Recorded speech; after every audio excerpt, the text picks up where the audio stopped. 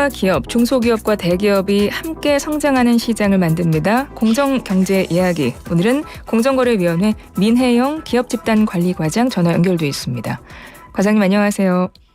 네, 안녕하세요. 반갑습니다. 공정위 기업집단관리과 민혜영 과장입니다. 예, 반갑습니다. 오늘 소개해 주실 내용은 2023년도 공정위 대기업 집단 지정에 대한 거라고 말씀을 들었습니다. 예. 공정위에서는 매년 대기업 집단 지정 발표를 하는 것으로 알고 있어요. 맞나요? 네, 맞습니다. 우리 청취자분들이 근데 대기업 집단 지정이 뭔지가 좀 익숙하지 않은 분들 많으실 거거든요. 구체적으로 설명 좀 해주실까요? 예. 공정위는 이 자산 규모가 큰 기업 집단을 매년 5월 1일 대기업 집단으로 지정해서 발표를 하고 있고요. 이 대기업 집단에는 크게 두 종류가 있습니다. 그래서 하나는 공시대상 기업 집단, 하나는 상호출자 제한 기업 집단입니다. 그래서 공시대상 기업 집단은 이 기업 집단에 속한 기업들의 자산 총액 합계가 5조 원 이상인 집단이고, 또 이제 상호출자 제한 기업 집단은 자산 총액 합계가 10조 원 이상인 집단입니다.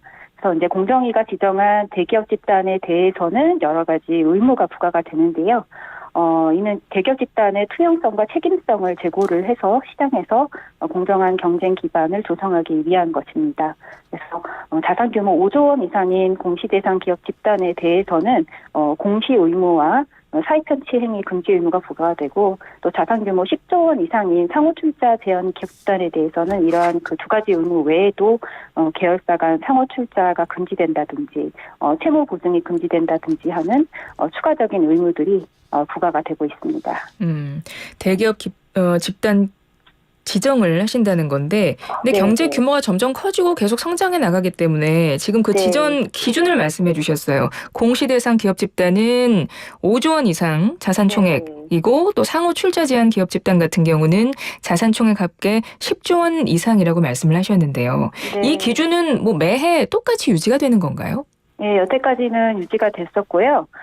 이 중에서 이제 상호출자 제한 기업 집단 같은 경우에는 2020년 말에 공정거래법이 개정이 되면서 이제 10조 원이 아니라 경제 규모, 이제 명목 GDP로 하는데요. 구체적으로는 경제 규모에 따라서 이제 자동적으로 상향 조정될 예정입니다. 그래서 내년부터는 이제 명목 국내 총생산액의 0.5% 이상인 집단이 상호출자 제한 기업 집단으로 이제 지정될 예정이고요.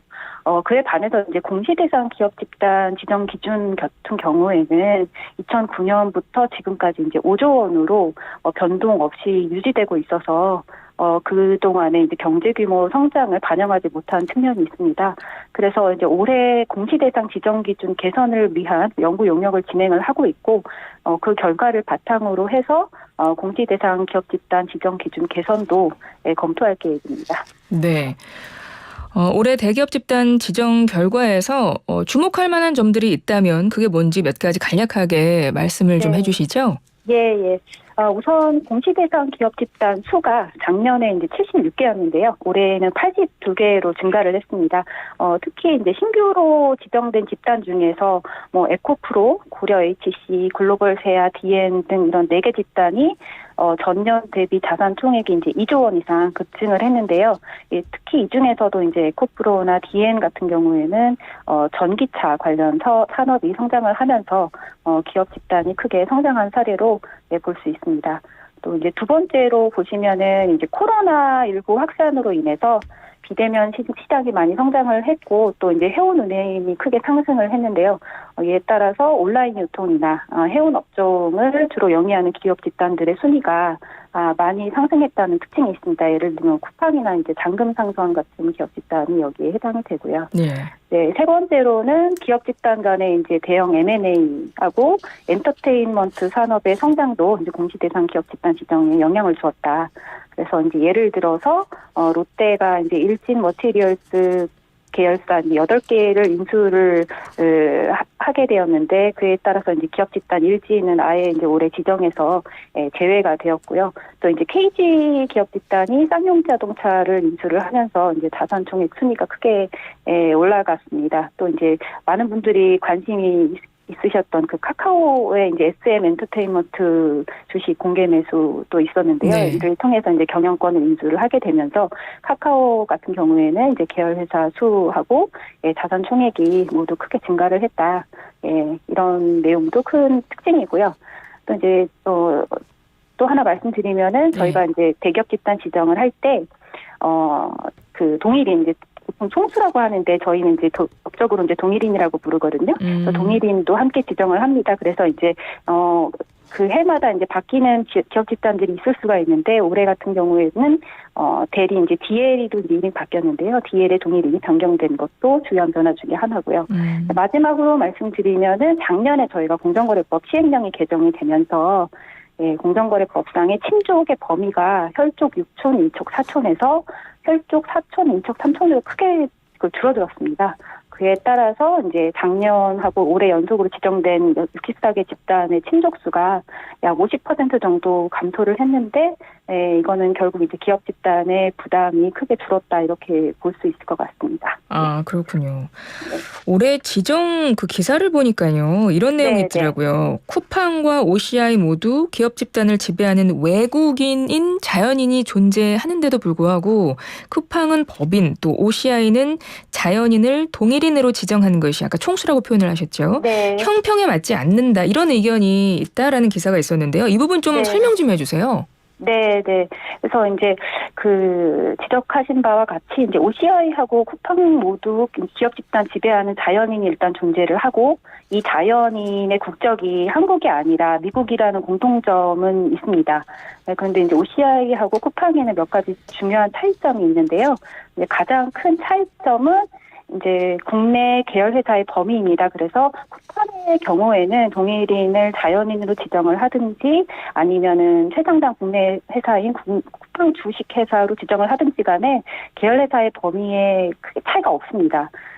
근데 이제 OCI 같은 경우에는 동일인을 이제 그 현재 지금 총수가 아닌 국내 최상단 회사 이제 OCI 주식회사인데요. 여기로 지정을 하게 될 경우에는 계열회사 범위가 현재에 비해서 크게 줄어들게 됩니다. 그래서 이제 규제 공백이 발생하게 된다. 이게 가장 큰 문제가 되고요. 네네. 그다음에 이제 저희가 이제 계열회사 범위 외에도 사익 편취 행위 같은 것이 이제 저희가 공정위에서 이제 크게 규제하고 있는 내용 중에 하나인데 이 사익 편취 행위 같은 경우에는 동일인이 자연인인 기업 집단에만 적용이 됩니다.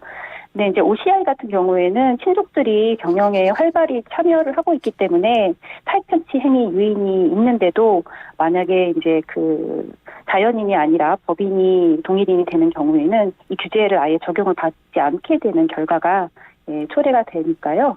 그래서 이제 이러한 면에서 이제 OCI하고 쿠팡은 좀 차이점이 있다고 보고 있고요. 이 외에도 이제 OCI는 지금 이제 현재 동일인이 지정된 이후에 동일인 변경 의사를 표명하지 않고 있고 이제 동의를 하고 있는 상황인데 쿠팡 같은 경우에는 이제 동일인이 자연인이 아니라 쿠팡 주식회사다 이렇게 주장을 하고 있고 또 지금 별도 기준 없이 이제 동일인 지정하는 경우에는 이제 ISD라 그래가지고 투자자가 이제 분쟁 소송을 청구할 가능성도 있기 때문에 이런 법적인 이슈들도 같이 있어서 이런 게 이제 큰 차이점이라고 볼 수가 있습니다.